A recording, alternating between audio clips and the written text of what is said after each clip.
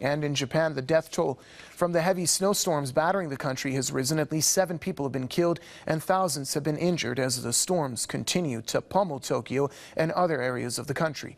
According to Japan's Met Meteorological Agency, it's the heaviest snowfall in the country in 45 years. More than 20,000 households are without electricity, nearly 1,000 flights have been grounded, and many roads have been closed. Earlier, the government issued a severe snowstorm warning in Tokyo, urging residents to stay indoors. Forecasters say more snow can be expected. Last year, parts of northern Japan had as much as 5.5 meters of snow, a record-breaking amount that caused buildings to collapse under the immense weight.